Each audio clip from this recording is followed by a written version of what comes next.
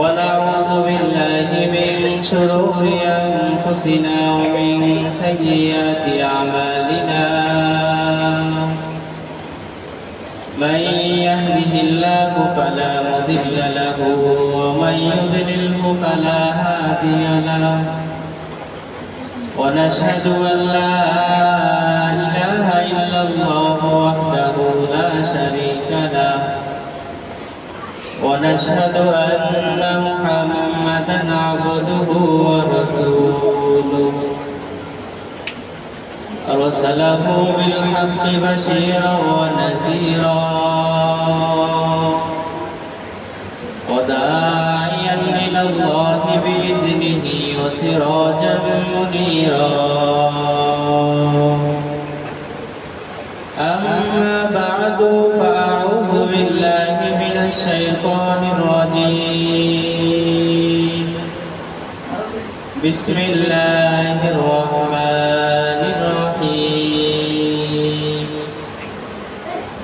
وما خلقت الجن والإنس إلا ليعبدون وقال رسول الله صلى الله عليه وسلم إنما الأعمال بالنيات أو كما قال عليه الصلاة والسلام اللهم صل على سيدنا محمد وعلى آل سيدنا محمد كلما ذكره الذاكرون وكلما غفل عن ذكره الغافلون اللهم صل على محمد وعلى آل محمد كما صليت على إبراهيم وعلى آل إبراهيم إنك حميد مجيد اللهم بارك على محمد وعلى آل محمد كما باركت على إبراهيم وعلى آل إبراهيم إنك حميد مجيد سبحانك لا علم لنا إلا ما علمتنا إنك أنت العليم الحكيم ربي زدني علما ربي يسر ولا تعسر وتمم علينا بالخير الحمد لله রব্বুল আলামিনের কাছে অসংখ্য অগণিত শুকরিয়া যে আল্লাহ রব্বুল আলামিন আমাকে আপনাকে দ্বীনের নিসবতে দাওয়াত ও তাবলীগের নিসবতে কোরআনে কারীমের নিসবতে পবিত্র জুমার দিন সর্বপ্রথম রব্বুল আলামিনের ঘরে হাজিরা দেওয়ার তৌফিক দান করেছেন এই জন্য শুকরিয়া আদায় করি আলহামদুলিল্লাহ। আমাদের মতো অনেক মানুষ ছিল রব্বুল আলামিন তাদের দিকে যাচাই করে বাছাই করে মোহাব্বত করে ভালোবেসে তিনি একটি পরিবেশে জুমার দিন আসার তৌফিক দান করেছেন এই জন্য আবার অন্তর থেকে শুকরিয়া আদায় করি আলহামদুলিল্লাহ। আমি খুতবার মধ্যে একখানা আয়াত তেলাওয়াত করেছি রাসূল আকরাম সাল্লাল্লাহু আলাইহি ওয়াসাল্লামের হাদিস থেকে একখানা হাদিস আপনাদের সামনে পাঠ করেছি। রব্বুল আলামিন যদি আমাদের তৌফিক দান করে অল্প সময়ের মধ্যে কোরআন ও হাদিস থেকে দুই-চারটা কথা বলবো ইনশাআল্লাহ। রব্বুল আলামিন পবিত্র কোরআনের মধ্যে বলেন ওমা খালাকাতুল জিন্না ওয়াল ইনসা ইল্লা লিয়াবুদুন।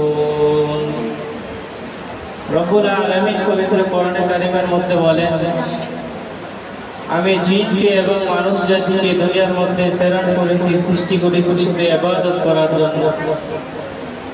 ওরা যখন দুনিয়ার মধ্যে আমি যখন ওদেরকে পাঠাইছি একটা মাকসাদ নিয়ে পাঠাইছি, ওই মাকসাদ হলো ওরা ইবাদত করবে এবং তিনি করবে, আমি রব্বুল আলামিনকে ডাকবে, এই জন্য তাদেরকে আমি দুনিয়ার মধ্যে পাঠাইছি। আমি যখন সর্বপ্রথম মানুষকে সৃষ্টি করার জন্য ফেরেশতাদের সাথে পরামর্শ করলাম, রব্বুল আলামিন বলতেছে যে ফেরেশতারা আমাকে বলতেছে, হে আল্লাহ, আমরাই তো আপনার ইবাদত বন্দেগী করি, আমরাই তো আপনাকে ডাকি, আপনি আবার দুনিয়ার মধ্যে কেন মানুষ সৃষ্টি করবেন?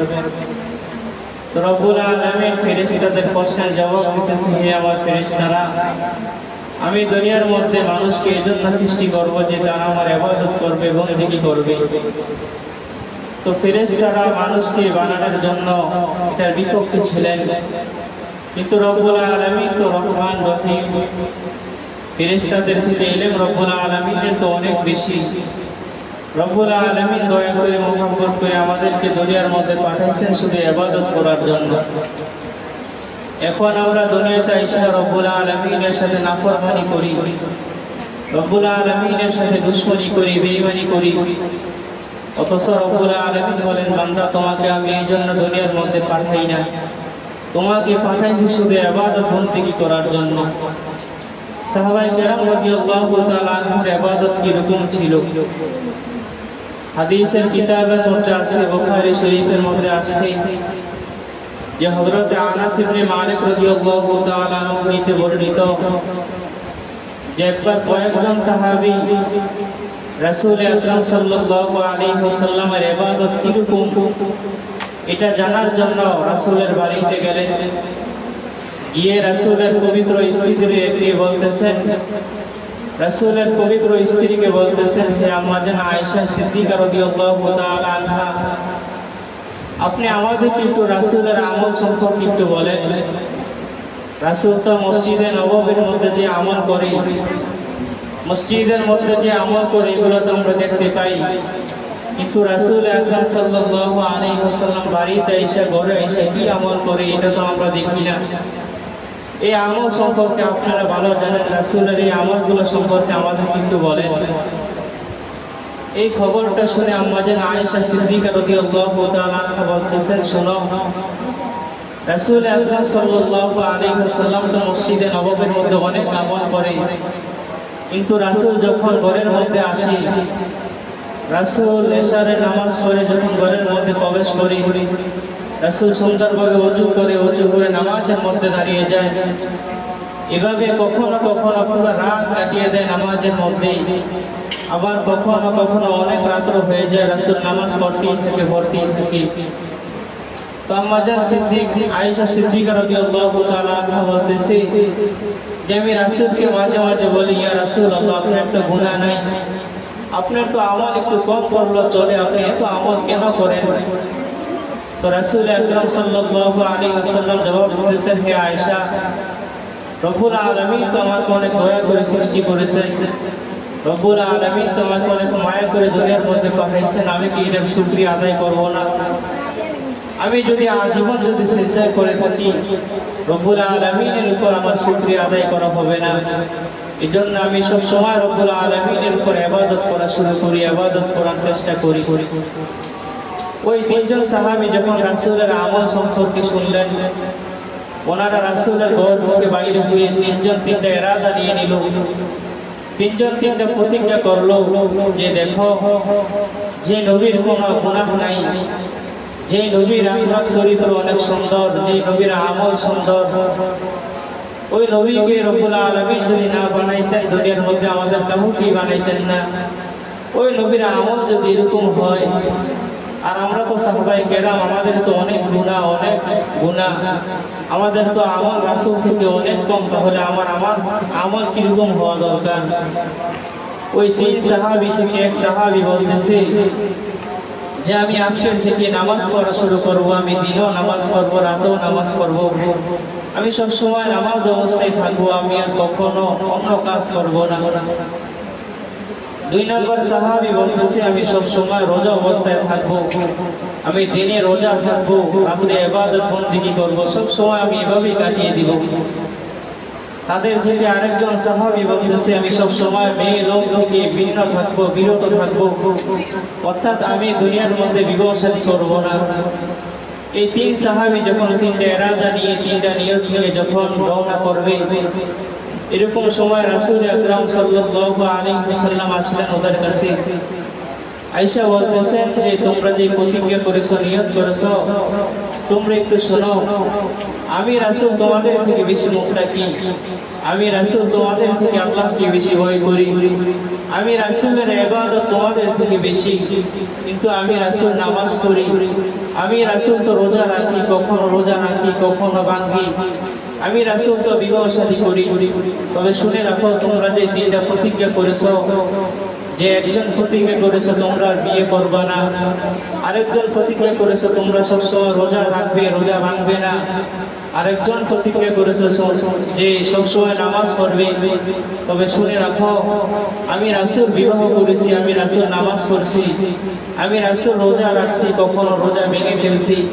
তোমরা যদি আমার সুন্নাতের অস্বীকার করো, রোজা রাখা এটা আমার সুন্নাত, বিবাহ শাদী করো এটা আমার সুন্নাত, যদি তোমরা আমার সুন্নাতের অবিশ্বাস করো, সুন্নাতের বিপক্ষে চলো, তাহলে তোমরা আমাদের উম্মতের মধ্যে অন্তর্ভুক্ত নয়। ওই তিন সাহাবী যখন এই কথা শুনলেন, ওরা বলতেছেন, ইয়া রাসূলুল্লাহ, তাহলে আপনি আমাদের একটু আমল সম্পর্কে বলে দেন। রাসূল আকরাম সাল্লাল্লাহু আলাইহি ওয়াসাল্লাম বলতেছেন, সাহাবায়ে কেরাম শোনো, তোমরা আমল করো, অল্প আমল করো, তবে রব্বুল আলামিনকে রাজি খুশি করার জন্য করো, অল্প ইবাদত করো, রব্বুল আলামিনকে রাজি খুশি করার জন্য করো, তাহলে এই আমলই কাল কিয়ামতের ময়দানে তোমার নাজাতের জন্য যথেষ্ট হয়ে যাবে। এজন্য বেশি বেশি আমল করা চাই। সাহাবায়ে কেরাম রাদিয়াল্লাহু তাআলা আনহু রাসূলের আমল শুনে পাগল হয়ে যেতেন এবং কখন আমলগুলো করবে এই ফিকির নিয়ে ওরা চলতেন। আমাদের কওমি মাদ্রাসার মধ্যে একটা কিতাব পড়ানো হয়, কালিউবি। এই কিতাবের মধ্যে মুসান্নিফ রাহমাতুল্লাহ আলাইহি একটা ওয়াকিয়া এনেছেন যে বাদশা ইব্রাহিম ইবনে আদহাম রাদিয়াল্লাহু তাআলা আনহু উনি বলখের বাদশা ছিলেন। উনি অনেক বড় একজন বাদশা ছিলেন, ওনার কোনো কিছুর অভাব ছিল না, ওনার টাকা পয়সা সোনা মুদ্রা কোনো কিছুই অভাব ছিল না। কিন্তু সব সময় ওনার অন্তরের মধ্যে একটা চিন্তা কাজ করত, আমি তো রাজ দরবারের মধ্যে সব কিছু পেয়েছি, কিন্তু আমি কি যেন পাই না, কি যেন পাই না। উনি সব সময় এই চিন্তাটা নিয়ে সামনের দিকে অগ্রসর হইতেন, রাজ দরবার চালাইতেন। রব্বুল আলামিন ওনাকে তিনটা পরীক্ষার মাধ্যমে রব্বুল আলামিনের কাছে নিয়ে গেছে, ওনাকে অনেক দামি বানিয়ে দিয়েছে। এক নম্বর পরীক্ষা হলো, উনি একদিন রাজ দরবারের কাজ শেষ করে বাদশা ইব্রাহিম ইবনে আদহাম রাদিয়াল্লাহু তাআলা যখন ওনার কামরার মধ্যে গেলেন বিশ্রাম নেওয়ার জন্য, ওই কামরার মধ্যে প্রবেশ করলো। উনি যখন ঘুম যাইবে এরকম সময় দেখতেছি ওনার রাজ দরবারের ছাদের উপরে মানুষ হাঁটলে যেরকম আওয়াজ শোনা যায় এরকম আওয়াজ হইতেছে। তো বাদশা ইব্রাহিম ইবনে আদহাম রাদিয়াল্লাহু তাআলা বললেন, এত রাত্রে আমার ছাদের উপরে কে হাঁটতেছে? উনি ঘুম থেকে উঠে রাজ দরবারের ছাদের উপরে উঠলেন, তো দেখতেছে এক যুবক ছাদের এই দিক থেকে ওই দিক হাঁটাহাঁটি করতেছে। বাদশা ইব্রাহিম ইবনে আদহাম রাদিয়াল্লাহু তাআলা যুবককে বসে বললেন, যুবক, তুমি এত রাতে আমার রাজ দরবারের ছাদের উপরে কি করতেছো? ওই যুবক বলতেছে, বাদশা, আমার একটা ঘোড়া হারিয়ে গেছে, আমি আপনার রাজ দরবারের ছাদের উপরে ঘোড়া তালাশ করতেছি। বাদশা ইব্রাহিম ইবনে আদহাম রাদিয়াল্লাহু তাআলা বলল, তুমি কি পাগল নাকি? তুমি কি বোকা নাকি? তোমার ঘোড়া হারিয়ে গেছে, তুমি তো তালাশ করবা জঙ্গলের মধ্যে। তোমার ঘোড়া হারিয়ে গেছে, তুমি তো তালাশ করবা মরুভূমির মধ্যে। তুমি কেন আমার রাজ দরবারের ছাদের উপরে এসে ঘোড়া তালাশ করতেছো? তখন ওই যুবক বলতেছে, বাদশা, আমি যেরকম ভাবে আমার রাজ দরবারের ছাদের উপরে আমার ঘোড়া পাবো না, আপনিও রাজ দরবারে থাইকা রব্বুল আলামিনকে পাইবেন না। বাদশা ইব্রাহিম ইবনে আদহাম রাদিয়াল্লাহু তাআলা যখন এই কথা শুনলো, ওনার অন্তরের মধ্যে একটা ধাক্কা লাগলো, ঠিকই তো, এই যুবক যেরকম ভাবে রাজ দরবারের ছাদের উপরে ঘোড়া পাইবে না, আমিও তো রব্বুল আলামিনকে রাজ দরবারে থাইকা পাইবো না। উনি এই চিন্তা নিয়ে পেরেশানি নিয়ে রাজ দরবার চালাইতেছেন। কয়েকদিন পরে এক মুসাফির সাহেব আয়েশা বাদশা ইব্রাহিম ইবনে আদহাম রাদিয়াল্লাহু তাআলা আনহুকে বলতেছেন, হে বাদশা, আপনার মুসাফির খানাটা কোন জায়গায়, আপনি আমাকে একটু বলেন। বাদশা ইব্রাহিম ইবনে আদহাম রাদিয়াল্লাহু তাআলা আনহু বলতেছে, ভাই শোনো, এটা মুসাফির খানা নয়, এটা হলো রাজ দরবার। এইটার মধ্যে আমি মানুষের বিচার করি, মানুষকে হক, মানুষকে এগুলা বুঝিয়ে দিই, এটা হলো আমার রাজ দরবার, এটা মুসাফির খানা নয়। ওই মুসাফির সাহেব ওনাকে যতই বুঝাইতেছে উনি বুঝতেছে না। তো মুসাফির বাদশা ইব্রাহিম ইবনে আদহাম রাদিয়াল্লাহু তাআলা আনহুকে বলতেছেন, বাদশা, আপনি একটা প্রশ্নের জবাব দেন।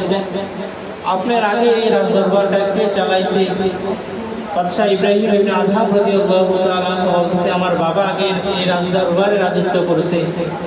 বলতেছে আপনার বাবা কি এখন আছে? বাদশাহ ইব্রাহিম ইবনে আদহাম রাদিয়াল্লাহু তাআলা বলতেছে না, আমার বাবা তো নাই, বাবা তো কবরে চলে গেছে। মুসাফির আবার প্রশ্ন করতেছে আপনার বাবার আগে এই রাজদরবার কে চালাইছে, কে রাজত্ব করছে?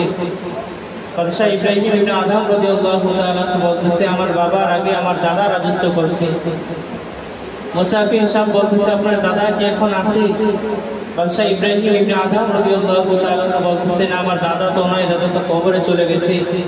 মুসাফির বলতেছে বাদশাহ শুনেন, আপনার বাবা এই রাজদরবার রাজত্ব করেছে, আপনার বাবা নাই। আপনার দাদা এই রাজদরবার রাজত্ব করেছে, আপনার দাদা নাই। আপনি এখন এই রাজদরবার চালাইতেছেন, রাজত্ব করতেছেন, আপনিও তো একদিন থাকবেন না। তো মুসাফির খানার মধ্যে তো থাকার জায়গা না, মুসাফির খানা তো অস্থায়ীর জন্য এটার মধ্যে কয়েকদিন থাকা, তারপরে আবার চলে যাওয়া লাগে। আপনার রাজদরবার তো মুসাফির খানা, এটা তো থাকার জায়গা না। এই কথাটা শোনার পর বাদশাহ ইব্রাহিম ইবনে আদহাম রাদিয়াল্লাহু তাআলা অন্তরটা এরকম ধাক্কা লাগলো যে ঠিকই তো, এটা তো মুসাফির খানাই, মুসাফির খানার মধ্যে তো থাকার জায়গা না।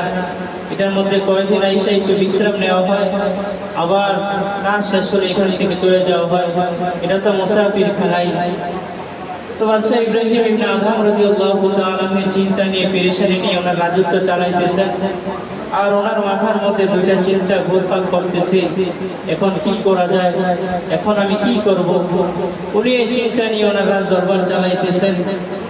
কয়েকদিন পরে উনি ওনার রাজদরবারের কাজ শেষ করে ওনার বাদীকে নিয়ে বলতেছেন, হে বাদী, আগেরকার জমানার মধ্যে বাদশাদের বাদী ছিল, বাদী ওনাদের সব কাজ করে দিত। এখন যেরকম ভাবে আমাদের ঘরের কাজ আমরা মেয়ে লোক রাখি, মা শেষরা টাকা দেয়, এরকম আগেরকার যুগের মধ্যে বাদশাদের বাদী ছিল, বাদী, ওরা বাদশাদের সমস্ত কাজ করে দিত।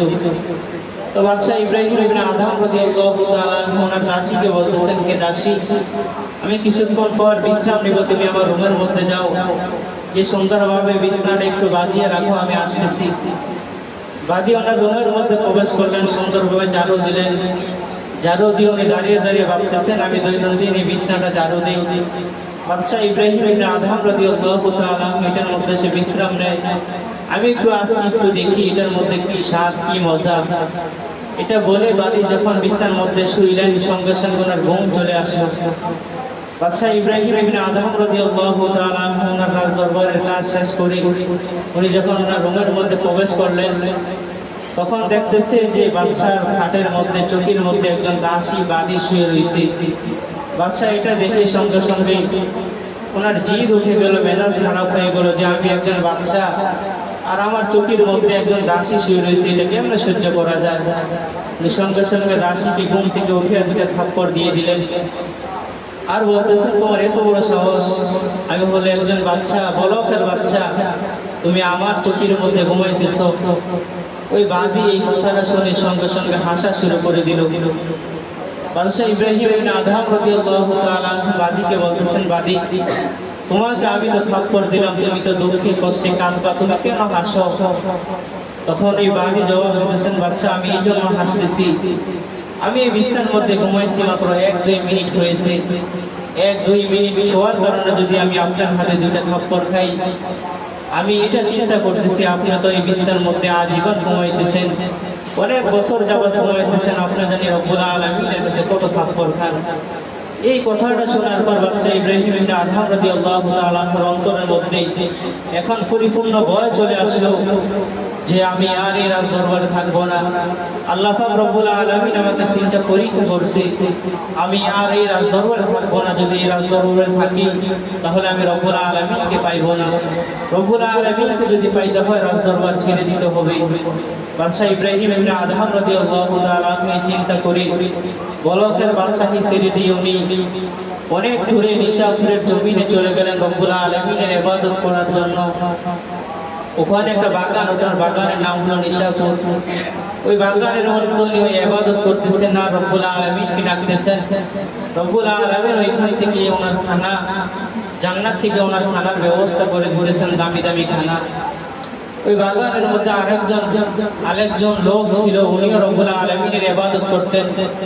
কিতাবের মধ্যে আসছে যে উনি একজন রিস্কাওয়ালা, আবার কেউ কেউ লেখেন উনি একজন কামার, আবার কেউ কেউ লেখেন উনি একজন মুদি দোকানদার ছিলেন। তো উনি ওখানে বসে বসে ইবাদত বন্দেগী করতেন।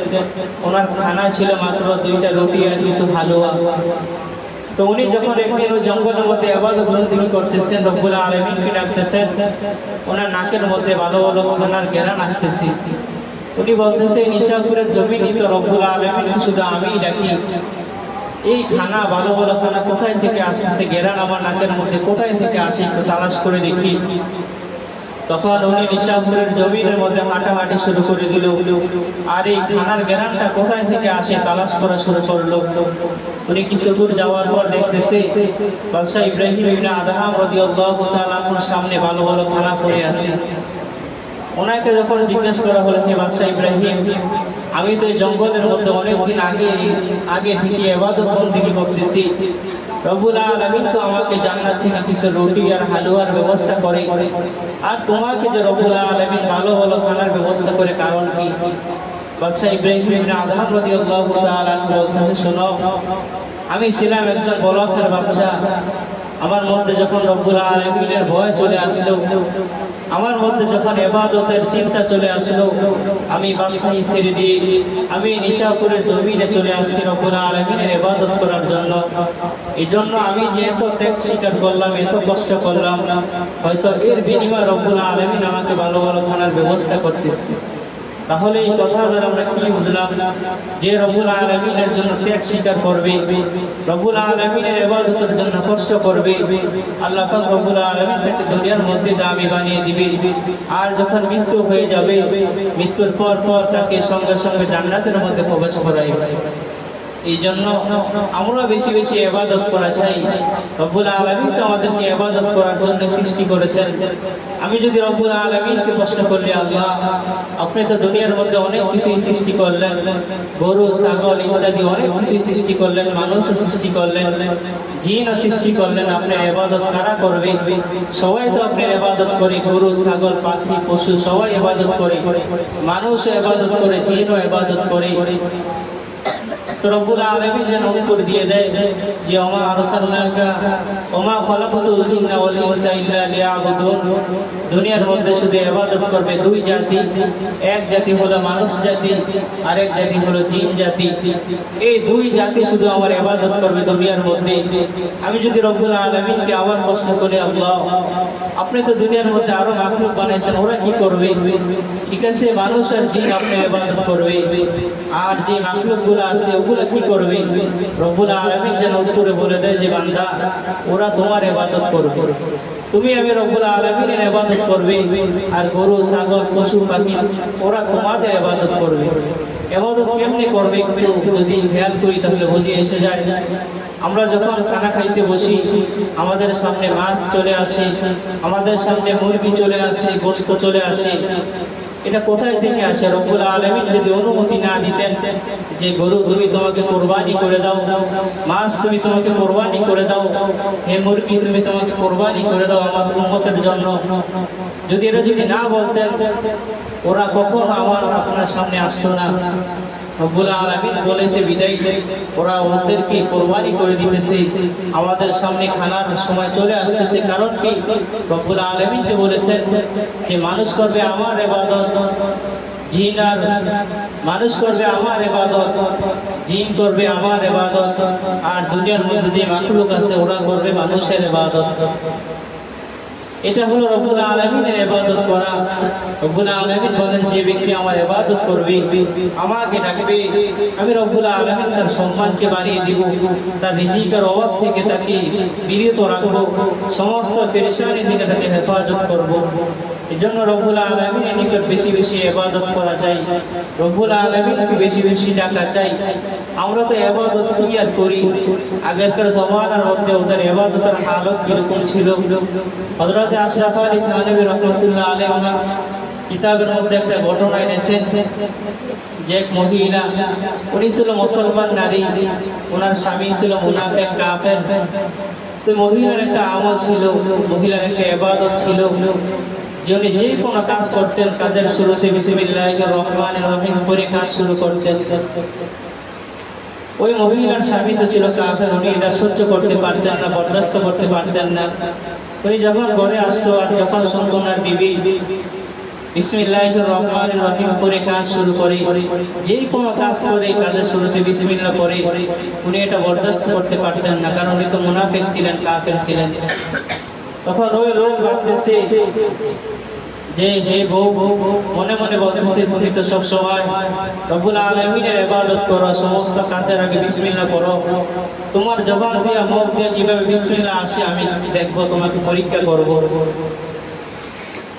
তখন ওই মহিলার স্বামী কিছুদিন পরে একটা টাকার একটা থলি এনে ওনার বিবিকে দিয়ে বলতেছেন, বিবি এই টাকার থলিটা একটু যত্ন করে রাখো, আমি যখন তোমার থেকে চাবো তুমি সঙ্গে সঙ্গে আমাকে এটা দিয়ে দিবা।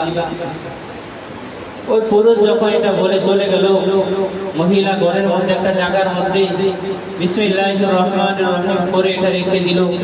আর ওদিক দিয়ে ওনার স্বামী এটা দেখতেছে যে টাকার থলিটা কোথায় রাখতেছে, এটা দেখে উনি চলে গেল। মহিলা যখন টাকার থলিটা রেখে উনি ওনার কাজের মধ্যে লিপ্ত হয়ে গেলেন। কিছুদিন পর স্বামী এসে ওখান থেকে টাকার থলিটা নিয়ে ওনার ঘরের সামনে একটা পুকুর ছিল, পুকুরের মধ্যে নিক্ষেপ করে পালিয়ে দিল। তো ওনার স্বামী কয়েকদিন পরে এসে বলতেছেন, বিবি আমি যে কিছুদিন আগে তোমার থেকে একটা টাকার থলি দিয়েছিলাম, টাকার থলিটা একটু দাও। স্বামী বলতেছে, আজকে দেখা যাবে তোমার বিসমিল্লাহর শক্তি বেশি না আমার শক্তি বেশি, তুমি আমাকে কিভাবে টাকার থলি দিবা। উনি মনে মনে ভাবতেছে যে তুমি আমাকে কিভাবে টাকার থলি দিবা, আমি তো কিছুদিন আগে এখান থেকে নিয়ে টাকার থলি পুকুরের মধ্যে হারিয়ে দিয়েছি, এখন তোমার বিসমিল্লাহর শক্তি কতটুকু আমি এখন দেখবো।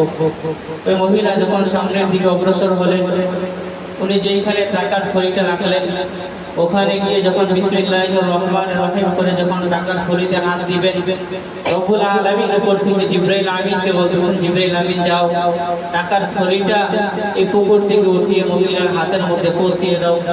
ও মহিলা বিসমিল্লাহ শেষ উনি যখন হাত দিয়েছে, জিবরাইল আমিন কুদরতি মাধ্যমে ওনার হাতের মধ্যে টাকার থলি পৌঁছিয়ে দিয়েছে।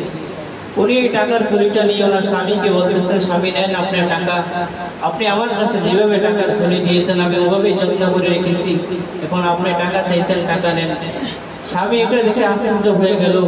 তখন ওনার জবান মোবারক দিয়ে আসতেছে, বিবি আমি তো এটা কিছুদিন আগে এখান থেকে নিয়ে পুকুরের মধ্যে ফালিয়ে দিয়েছিলাম, এটা কিভাবে এখানে আসলো। বিবি বলতেছেন, স্বামী এটা তো কখনো সম্ভব হইতে পারে না যে আপনি টাকা ফালিয়ে দিয়েছেন পুকুরে, আমি যখন হাত দিয়েছি আমি টাকা পেয়ে ফেলেছি, কিভাবে সম্ভব। তখন ওই স্বামীও চিন্তায় পড়ে গেল, বিবিও চিন্তায় পড়ে গেল। তখন এই মহিলার মধ্যে একটা চিন্তা আসলো, হ্যাঁ আমি এটার উপর একেবারে বিশ্বাস করি যে আমার আল্লাহ তাআলার কাছে এটা সম্ভব, কারণ আমি তো দৈনন্দিন যখন কাজ করি, যেই কোনো কাজ করি রব্বুল আলামিনের নামে আমি শুরু করি, বিসমিল্লাহির রহমানির রহিম করে করে আমি কাজ শুরু করি। আর এই বিসমিল্লাহর বরকতে হয়তো রব্বুল আলামিন এটা পুকুর থেকে এনে আমার হাতের মধ্যে পৌঁছে দিয়েছে। তাহলে ওদের ইবাদত কিরকম ছিল, ওর ইবাদতের প্রতি কিরকম বিশ্বাস ছিল, যে রব্বুল আলামিনের প্রতি ওদের কিরকম বিশ্বাস ছিল, আর আমাদের বিশ্বাস রব্বুল আলামিনের প্রতি কিরকম। আমরা যদি ফজরের নামাজ পড়ি, জোহরের সময় আমাদেরকে মসজিদে দেখা যায় না, এটা হলো আমাদের ইবাদতের পদ্ধতি। আর সাহাবায়ে কেরাম রাদিয়াল্লাহু তাআলা আনহুম যখন ফজরের নামাজ পড়ে মসজিদ থেকে বাইরে হইতেন, ওরা মসজিদ থেকে বাইরে হইতেন কিন্তু ওদের দিল মসজিদের মধ্যে আটকে থাকতেন। বলে যে ইতিহাসের কিতাবের মধ্যে পাওয়া যায় সাহাবায়ে কেরাম রাদিয়াল্লাহু তাআলা আনহুর আমলের প্রতি এরকম অভ্যাস ছিল, এরকম আমল করতেন যে ওরা যখন কাজ করার জন্য কোঠার উঠাইতেন, ওরা এভাবে যখন উঠাইতেন আজান হয়ে গেছে, কুরআন আর সামনে অগ্রসর হইতো না, পিছন দিয়ে ফালিয়ে মসজিদে চলে আসতেন। ওদের ইবাদতের মধ্যে কিরকম মনোযোগ ছিল, ইবাদতের প্রতি কিরকম আকৃষ্ট ছিল, আর আমাদের ইবাদতের হালত কিরকম। মুয়াজ্জিন সাহেব দৈনন্দিন আমাকে নামাজের প্রতি ডাকে, আমি নামাজ বাদ দিয়ে শুয়ে থাকি। মুয়াজ্জিন সাহেব দৈনন্দিন আমাকে ইবাদতের প্রতি ডাকে, আমি ইবাদত বাদ দিয়ে আমার কাজ করি। অথচ রব্বুল আলামিন বলেন, বান্দা দুনিয়ার মধ্যে তোমাকে অল্প হায়াত নিয়ে পাঠাইছি, এই অল্প হায়াত নিয়ে যখন দুনিয়ার মধ্যে গেছো একটু ইবাদত বন্দেগী করো। তোমাদের হায়াত তো একদম কম, আমার আগে তো উম্মতের অনেক হায়াত ছিল, ওরা অনেক আমল করতো, কিন্তু উম্মতে মুহাম্মাদের হায়াত হলো একদম কম। ওরা দুনিয়ার মধ্যে গেছে একটু ইবাদত করো, বন্দেগী করো। উম্মতে মুহাম্মাদের হায়াত কিভাবে কম আমি গত সময় বলেছি যে পয়গম্বর মুসা নবীর জামানার মধ্যে এক বুড়িমা ছিল, ওই বুড়িমার একটা ছোট্ট একটা নাতি মারা গেছিল, রাস্তার পাশে বসে বসে কান্নাকাটি করতেছে। আর পয়গম্বর মুসা নবী বলতেছেন, বুড়িমা আপনি বসে বসে কেন কান্নাকাটি করতেছেন? তো বুড়িমা বলতেছেন, হে পয়গম্বর মুসা, আমার একটা ছোট্ট নাতি ইন্তেকাল করেছে, দুনিয়া থেকে চলে গেছে, তার কষ্টে দুঃখে আমার এখন কান্না আসতেছে। পয়গম্বর মুসা আলাইহিস সালাতু ওয়াস সালাম এই বুড়িমাকে বলতেছেন, বুড়িমা আপনার নাতির বয়স কত? তখন এই বুড়িমা বলতেছে, বেশি না, মাত্র 250 বছর। ওদের হায়াত যেরকম ছিল ওই অনুযায়ী ওরা বলেছে যে ছোট্ট নাতি। মহিলা যখন 250 বছর বলতেছে, পয়গম্বর মুসা বলতেছেন, বুড়িমা আপনি কি জানেন রব্বুল আলামিন সর্বশেষ নবী একজন পাঠাইবেন, হযরত মুহাম্মদুর রাসূলুল্লাহ সাল্লাল্লাহু আলাইহি ওয়াসাল্লাম। ওই উম্মত, ওই নবীর উম্মতের হায়াত মাত্র 60 থেকে 70 বছর হায়াত হবে, আপনি কি এটা জানেন? পয়গম্বর মুসা নবী যখন এটা শুনলেন বলতেছেন, এটা কিভাবে সম্ভব? আমাদের হায়াত তো অনেক বেশি, এত হায়াত পেয়েও আমরা ইবাদত বন্দেগী ভালোভাবে করতে পারি না। আর উম্মতে মুহাম্মাদি দুনিয়ার মধ্যে আইসা এত অল্প হায়াতের মধ্যে কিভাবে ইবাদত করবে, বন্দেগী করবে? তখন মুসা নবী বলতেছেন, ওদের হায়াত থাকবে কম, কিন্তু রব্বুল আলামিন ওদের ইবাদতের মধ্যে বরকত বাড়িয়ে দিবেন। তখন ওই বুড়িমার জবান দিয়ে একটাই কথাই বাইর হয়েছে, পয়গম্বর মুসা শোনো, রব্বুল আলামিন যদি আমাকে তোমার জমানের মধ্যে না পাঠিয়ে হযরত মুহাম্মদুর রাসূলুল্লাহ সাল্লাল্লাহু আলাইহি ওয়াসাল্লামের জমানের মধ্যে পাঠাইতেন, তাহলে আমি 60 থেকে 70 বছর হায়াত ইবাদতের মধ্যেই কাটিয়ে দিতাম। তাহলে ওনার কাছে এই 60 থেকে 70 বছর হায়াত কিছুই মনে হয় না। আর আমি আর আপনি ওই নবীর জমানার মধ্যে আইসাই 60 থেকে 70 বছর হায়াত মনে করতেছি অনেক বেশি, অনেক বেশি। কিন্তু না ভাই, 60 থেকে 70 বছর হায়াত হলো একদম কম। রব্বুল আলামিন এইটাই বলেছেন যে অত সময়ের মধ্যে দুনিয়ার থেকে ইবাদত বন্দেগী করে আবার আমার ডাকে সাড়া দিয়ে চলে আসো। অল্প সময়ের মধ্যে আমি তোমাকে দুনিয়ার মধ্যে পাঠাইছি।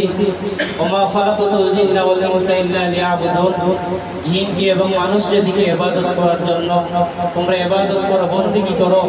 আবার যখন আমি রব্বুল আলামিন তোমাদেরকে ডাক দিব, ডাকে সাড়া দিয়ে চলে আসো। এজন্য রব্বুল আলামিন আমাদের সবাইকে ইবাদত বন্দেগী বেশি বেশি করার তৌফিক দান করুক, সবাই বলে আমিন। যে কথাগুলো বললাম রব্বুল আলামিন আমাদেরকে খালেস নিয়তে রব্বুল আলামিনকে রাজি খুশি করার জন্য আমল করার তৌফিক দান করুক, সবাই বলে আমিন। ওয়া আখিরু দাওয়ানা আলহামদুলিল্লাহি রাব্বিল আলামিন।